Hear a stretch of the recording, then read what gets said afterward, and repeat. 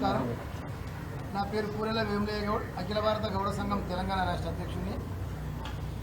ఈరోజు ఇక్కడ ఈ విధంగా అందరం సమావేశం అయ్యామంటే చాలా బాధాకరంగా ఉంది. ఓ మంచి ఉద్దేశంతో సమావేశం అవుతాం అనుకుంటే ఈరోజు మా ఆత్మ గౌరవాన్ని తొలగిస్తున్నారనే ఒక బాధతోని ఏకమవడం అనేది చాలా బాధాకరం. ఇటువంటి విషయాల్లో ఈ ఉన్న ప్రభుత్వం తొలగించే ఉద్దేశాన్ని వెంటనే విరమించుకోవాలి.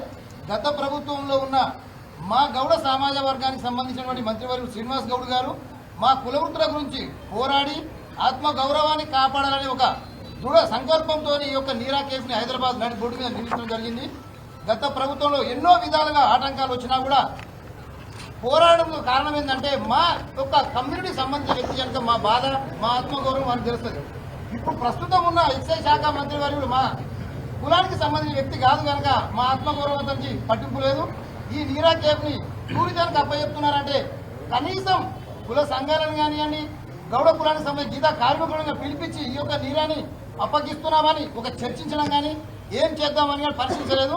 అటువంటి వ్యక్తిని వెంటనే బర్తరఫ్ చేసి మా యొక్క శాఖని మా యొక్క కులానికి అప్పగించాలి. దాంతోపాటు ఈ యొక్క నీరా కేఫ్ని తొలగించాలనే ఉద్దేశాన్ని వెంటనే విరమించకపోతే పార్టీలకు అతీతంగా అందరం ఏకమై ఉద్యమిస్తామని తెలియజేస్తున్నాం.